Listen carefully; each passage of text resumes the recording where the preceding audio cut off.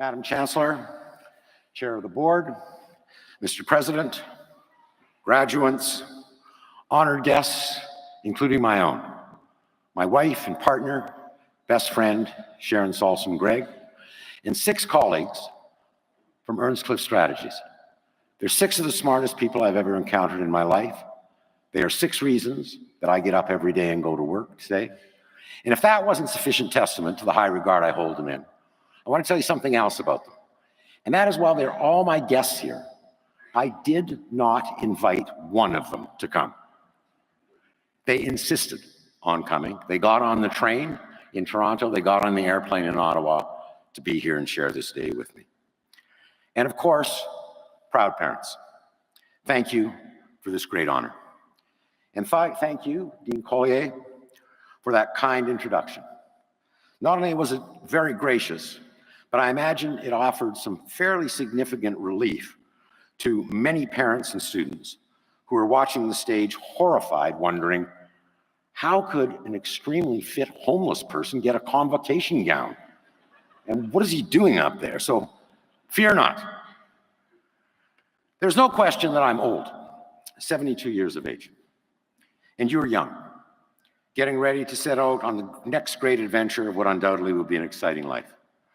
But given that disparity of age, what possibly could we have in common, and what could I say to you today? When the president of the university first invited me here, I thought about this a lot, and the first thing that came to me was that we share and struggle, old people and young people, under age-based stereotypes. Old people are not supposed to be open to or excited about anything new, including new ideas. And young people are considered to be too inexperienced and otherwise consumed with their youthfulness to care about the world or want to change it. And then protests exploded across North American campuses. So much for the notion that young people don't care about the world or don't want to change it. And then I thought about my own time at university in the late 1960s and 1970s. Vietnam, Students for a Democratic Society, the Black Panthers, the rise of feminism, Kent State. You know, my generation desperately wanted to change the world too. And we did. But unfortunately, we were pretty good at making it bigger and not very good at making it better. So let's talk about changing the world by making it better. And I want to do that today by discussing productivity. Productivity? Don't think I don't see you rolling your eyeballs there, saying to yourself, oh no, with everything going on in the rest of the world, here goes old grandpa at Sunday dinner, boring the crap out of all of us by going on and on about a topic that nobody cares about but him. But if you're thinking that way, you would be wrong. Because far from being alone, almost all economists, policymakers, and business writers today are obsessed with the topic of Canadian productivity. Here's what our Federal Minister of Finance said recently. She said the Achilles heel of the Canadian economy is productivity and innovation. And then she went on. This is a well-known Canadian problem and an insidious one. Similarly, just a couple of months ago, the Deputy Governor of the Bank of Canada declared productivity, I quote, a Canadian emergency. So why should the arts, humanities, and social science graduating class of the University of Windsor care about this particular insidious emergency? Well, classic economics tells us that there are really only 2 ways to grow an economy. You either have to get more people or you have to get more productive. A growing population means that there are more people making things, buying stuff, and paying taxes, and that means more things for sale, more purchases being made, and more government revenue that can be spent on things we need and value. Increased productivity means that the existing population becomes more efficient and generates more output, leaving the total population wealthier. And so begs an additional question. Why should we care about economic growth? We have to care about economic growth because shrinking, recession, means going backwards. And those most likely to fall behind tend to be those who are the most marginalized and already struggling in society. In other words, growth is the foundation of progress upon which we can build not only a bigger, faster, and fatter economy, but also one that offers more opportunities for a better life for all. So, what does this productivity thing look like? For sake of example, suppose Canada was comprised of a population of 100 people. That's all, for simple math. And that population, or our economy, generated $100 in economic output every year. That would mean that our annual gross domestic product was $1 per person, $100 generated by 100 people. Now, let's say that something happened to make Canadians more productive. And that population of 100 started to generate not $100 of economic output, but now $150 of economic output. Now, the per capita gross domestic product would go up to $1.50. And as a country, we would be 50% richer than before. Next, let's ask ourselves, what does that something look like that could cause a rise in productivity?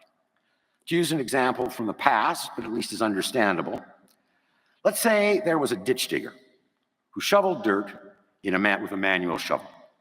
Over the course of a typical day, she would dig up 1 ton of dirt with her shovel.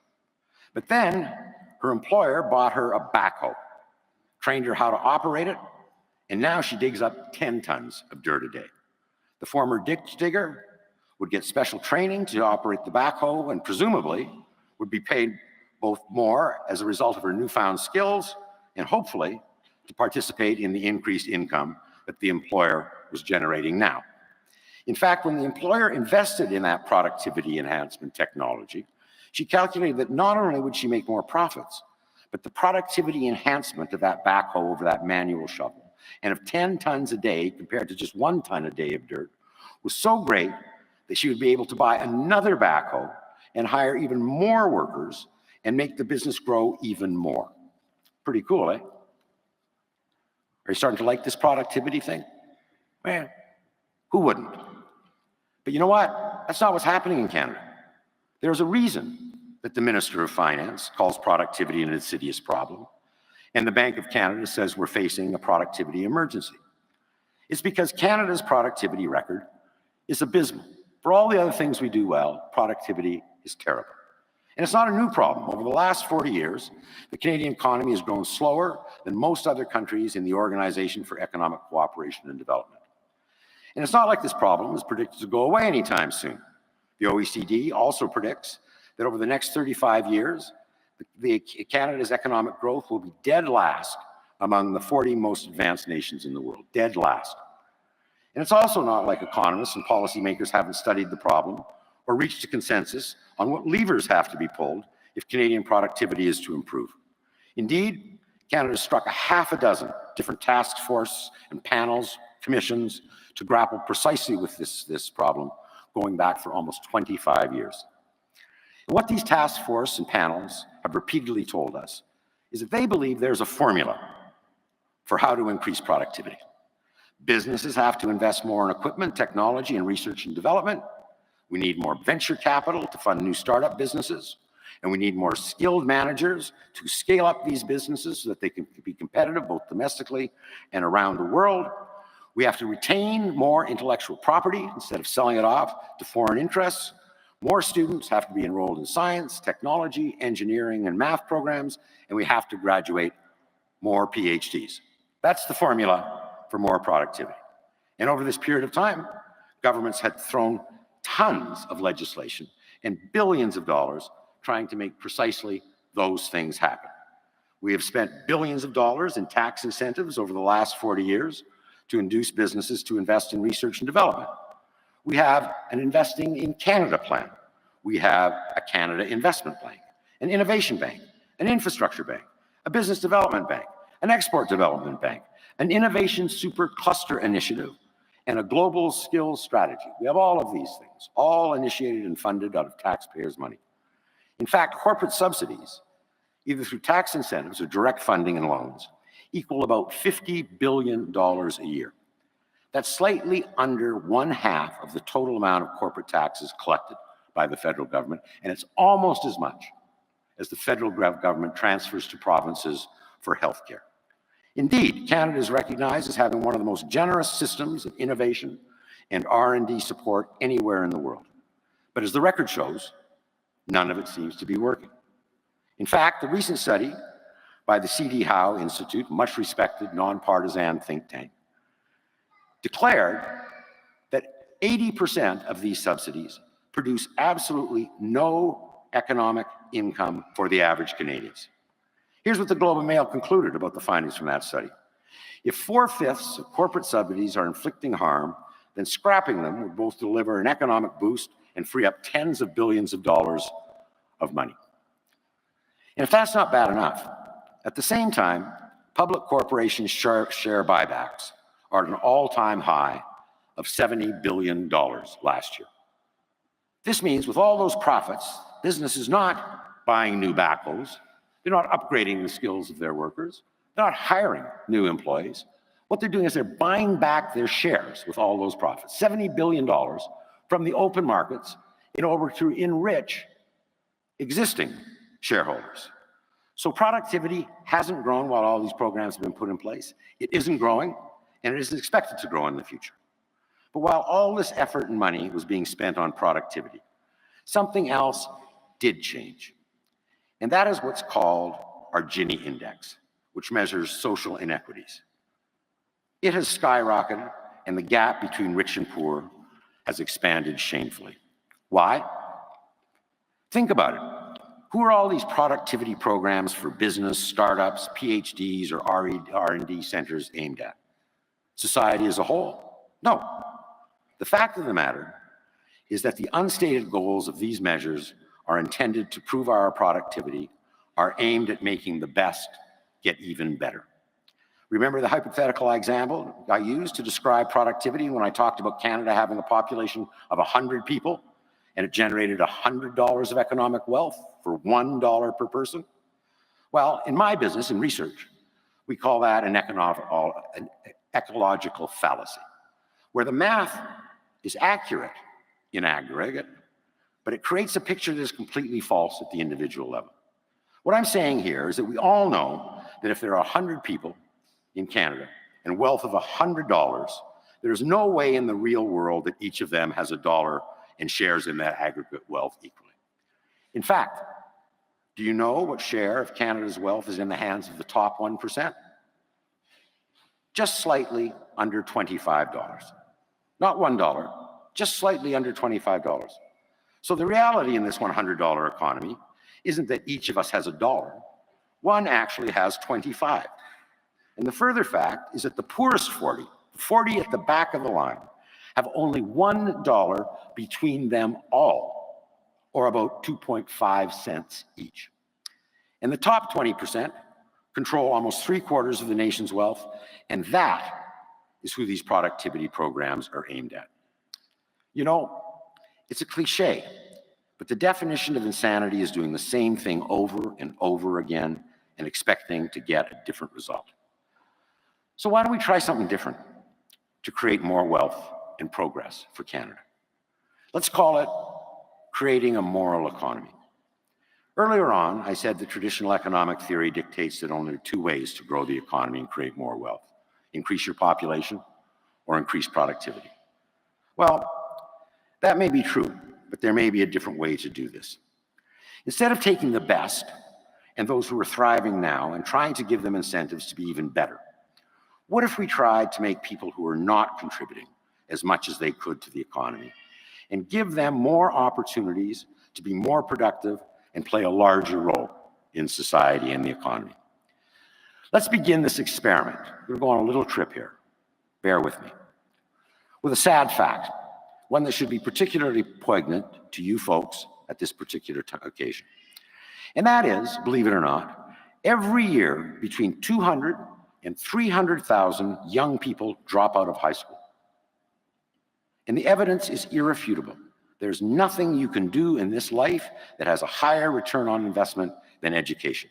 In fact, there's a straight line relationship between every additional year of post-secondary education and a rise in income and personal wealth. So what if, as part of our new productivity plan, we decided to make sure, at a minimum, that every Canadian at least graduates from high school? That doesn't strike me as being too high a bar. According to Pathways to Education, a volunteer, not-for-profit organization dedicated to that very goal, eliminating dropping out of high school would generate somewhere between 38 and $107 billion. What do you say to that goal? Yes? Anyone with me? Yes to that goal? Right on. Okay, let's turn to Indigenous peoples in Canada. Indigenous adults in Canada have an unemployment rate that's 10% higher than non-Indigenous Canadians. Closing that gap right like that would add 100,000 new employees to the Canadian workforce. You want to make the population grow? There's one way right there. And while we're at it, we can set out to close what is a 15% wage gap between non-Indigenous and Indigenous peoples who are already working. If that happened, the National Indigenous Economic Development Board estimates that it would generate $27 billion or an additional 1.7% growth to our GDP. What do you say to closing the Indigenous employment and wage gap? I say, hell yes. We can do it. Then, an experience, if not many down here, some of your parents have. Let's talk about new Canadians. There's no question that we've hit a bump in the immigration road over the last few years, but I've got every confidence that we will fix what looks to be a very temporary problem. Because the fact is that our historic immigration record is the envy of the world, and for many nations, the model to be replicated. And that's because over the decades, we've attracted an incredibly high caliber of immigrant to our shores. Of the 7.5 million citizens who were born outside of Canada, or about 22% of our total population, 55% of those new arrivals to our shores have a bachelor's degree or higher, compared to 28% of the Canadian born. It's almost twice as likely to have a university education, new Canadians.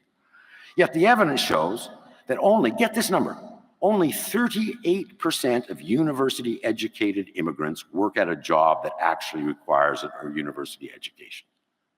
As a result, there's an 18% wage gap between foreign-born and Canadian-born of equal qualifications. Some evidence of the cause of this points to outright discrimination, but the more routine problem is that employers and regulatory bodies often are unable or unwilling to assess how foreign workers' experience or credentials compared with Canadian standards. Consequently, there actually are Indian physicians driving Ubers in Canada. RBC Economics has calculated that if these barriers were eliminated and new Canadians of equal qualification were paid the same as their Canadian-born counterpart, that would boost GDP by 2.5% or about $50 billion. What do you say to eliminating the new Canadian wage gap? You know what I say? I say, shit, yes, do it. So let's turn to one more thing. For over 40 years, and this one's going to make some of you really mad. It's going to make my wife really mad, let me tell you. Female enrollment in post-secondary educational institutions has outstripped male enrollment. And yet we've already reviewed the straight line relationship between education and income. So why is it that the female labor force participation, the percent that are actually working in the workforce, is still 10% lower than males? And why are women of equal socioeconomic status, education, and qualifications still paid an average of $7,200 less than their male counterparts? There's an answer to this that we all know. It's because women continue to be forced to choose between family and work. And the very presence of that choice, the very fact that that choice is known, creates workplace discrimination. Not only would we make better decisions and have a more civilized work environment if women took their rightful roles in the C-suites of corporate Canada and on the work floors of Canada's manufacturing facilities, but closing the male-female participation rate difference would add almost 2 million new employees to the workforce. And according to consulting firm McKinsey, ending gender pay inequality would add $150 billion to the economy by 2026, or about 7.5% to our national wealth. So how about enabling women to play their rightful and equal role in the economy? Huh? What do you say?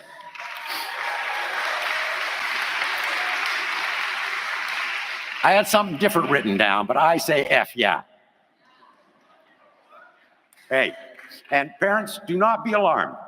If your children are going to change this world, the F word is going to become a major part of their vocabulary. Count on it.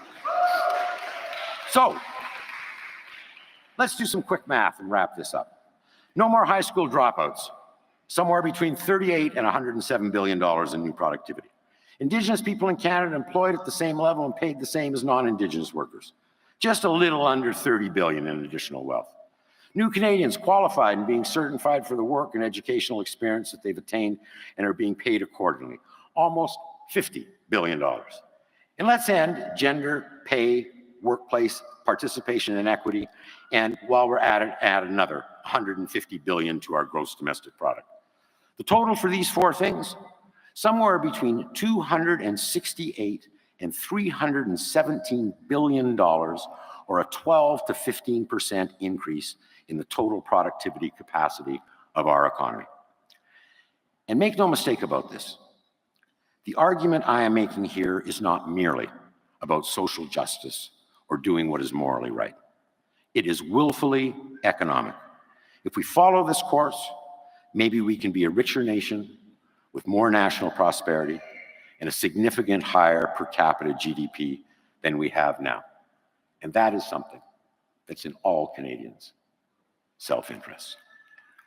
So graduates, change the world, please. Thank you.